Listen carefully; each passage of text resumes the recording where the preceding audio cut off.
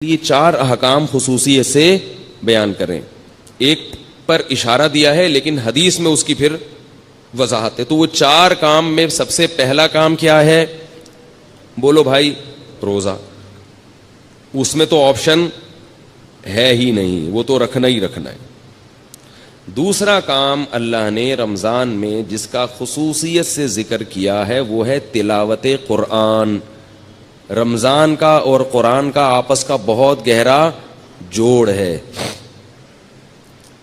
شہر رمضان الذی انزل فیہ القرآن، فرمایا یہ وہ مہینہ ہے جس میں قرآن نازل کیا گیا. یہ وہ مہینہ ہے جس میں قرآن نازل کیا گیا. تو اللہ نے رمضان کا انتخاب کیا ہے قرآن کے نزول کے لیے.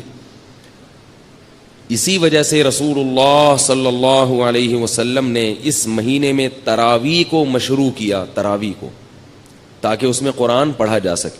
بعض جو متجددین کہہ رہے ہیں کہ تراویح کا نبی سے کوئی ثبوت نہیں ملتا، یہ جھوٹ ہے، غلط بات ہے 100%. تراویح سب سے پہلے کس نے پڑھی ہے؟ محمد صلی اللہ علیہ وسلم نے. 3 دن پڑھ کے چھوڑ اس لیے دی کہ فرض نہ ہو جائے. پھر صحابہ نے ابو بکر کے دور میں ہی شروع کر دی تراویح، حضرت عمر کے دور میں نہیں شروع ہوئی ہے، یاد رکھو. صحابہ پھر پڑھتے رہے ہیں، نبی کے انتقال کے بعد بھی پڑھتے رہے ہیں، کیونکہ اب فرضیت کا امکان ختم ہو گیا تھا. حضرت عمر نے صرف اتنا کیا ہے کہ مختلف ٹولیوں میں جو پڑھ رہے تھے ان کو ایک امام پہ جمع کیا ہے، کیونکہ نبی نے جو پڑھائی تھی وہ نبی نے، آپ اکیلے امام تھے اور باقی سب لوگ مقتدی تھے. تو حضرت عمر نے ان کو نبی کے نہج پہ اس تراویح کو حضرت عمر لے کر آئے ہیں. اس پہ تو 2 کام میں نے بتا دیے. دوسرا کام کیا ہے؟ تلاوت. اور اسی کے لیے نبی صلی اللہ علیہ وسلم نے تراویح کو مشروع قرار دیا. پھر آپ صلی اللہ علیہ وسلم حضرت جبریل کے ساتھ رمضان میں قرآن کا دور کیا کرتے تھے. تو اس لیے رمضان میں رات کو تراویح بھی پڑھنی چاہیے اور دن میں بھی تلاوت کا اہتمام کرنا چاہیے. تیسرا کام جس کا حدیث میں ذکر ملتا ہے اور قرآن نے اشارہ بھی دیا اس کی طرف، وہ کیا ہے؟ صدقات و خیرات کی کثرت. روزہ رکھنا آسان ہے، مال خرچ کرنا مشکل. آج کل لوگ منتیں جو مانتے ہیں نا کہ میرا یہ کام ہو گیا تو یہ کروں گا، یا خواتین جو منتیں مانتی ہیں، نماز روزے کی تو منتیں مانی جاتی ہیں، پیسے خرچ کرنے کی منتیں نہیں مانی جاتی.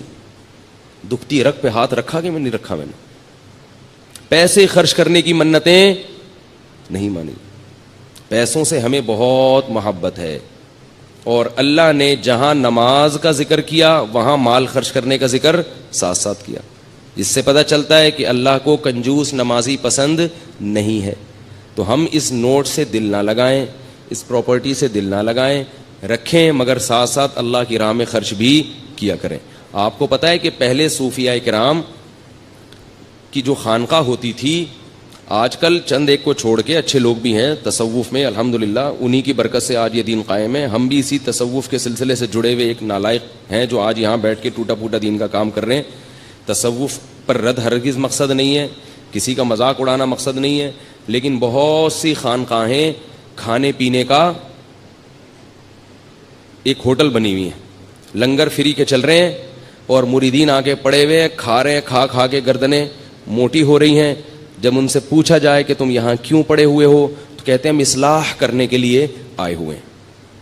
ہم کیوں آئے ہوئے ہیں؟ اصلاح کرنے. چلو پھر بسم اللہ کرو، کھانا کھاؤ. پھر وہ سیٹ کوئی وہ لے آیا، دیگ لے آیا بریانی کی. تو بھائی کوشش کیا کرو جتنا ممکن ہو کھانا اپنے پیسوں سے کھایا کرو، اس سے اصلاح زیادہ ہوتی ہے. دوسروں کے پیسوں سے کھانا کھانے سے اصلاح بولو نا کم ہوتی. اور اگر خانقاہ میں ہو تو کوشش کرو کھاؤ ہی نہیں، روزے رکھو، کیونکہ روزے رکھنے سے جو اصلاح ہوتی ہے وہ کھانے سے نہیں ہوتی. تو بہرحال تو رمضان میں تیسرا کام کیا کرنا ہے؟ کڑک کڑک نوٹ. بولو اللہ کی راہ میں، بولو نا، جملہ مکمل کریں، آدھا کام اسی سے ہو جائے گا، بولنے سے ہو جاتا ہے. کڑک کڑک نوٹ اللہ کی راہ میں خرچ کرنے ہیں. اور شیطان کہے گا کیا کر رہے ہو، اتنی محنت سے کمائے ہیں، اتنی محنت سے کمائے ہیں، کیسے دے دوں؟ دیکھو نبی نے کیا فرمایا، بہترین صدقہ کون سا ہے؟ دل تھام کے سنیں یہ حدیث. بہترین صدقہ کون سا ہے؟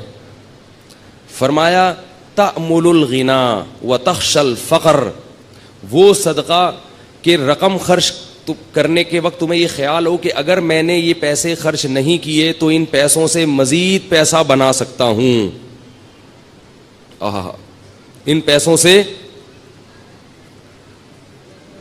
مزید پیسہ بنا سکتا ہوں. تأمل الغنا، امید ہے غنا کی کہ یار یہ اگر میں نے روک لیا نا تو ایسے مواقع آئیں گے جن میں انویسٹ کر کے نوٹ پہ نوٹ چھاپ لوں گا، تو اس پیسے سے انسان کو زیادہ محبت ہوتی ہے. دوسری چیز اس میں یہ ہو تخشى الفقر، اگر ابھی خرچ کیا تو موجودہ حالت سے نیچے بھی آ سکتا ہوں. صرف امیدیں نہیں ہیں، خطرات بھی ہیں. تأمر الغنا وتخشى الفقر، اور فرمایا ان تکون صحیحا شحیحا، صحت مند بھی ہو، ورنہ بعض دفعہ بڑھاپے میں انسان خوب صدقات و خیرات شروع کرتا ہے، اس کو پتا ہے اب میں دنیا سے جا رہا ہوں، یہ پیسہ میرے کام نہیں آئے گا، بچوں سے بنتی نہیں ہے، ان کو محروم کرنا ہے، تو یہ فلانے مدرسے میں دے دو اور فلاں مسجد میں دے دو. صحیح کا مطلب بالکل جوان ہٹا کٹا، ابھی کھانے پینے کی، لائف کو انجوائے کرنے کی عمر ہے. یہ میں نہیں کہہ رہا بھائی، مجھ پہ کیوں غصے ہو رہے ہیں؟ میں تھوڑی کہہ رہا ہوں، یہ کون کہہ رہا ہے؟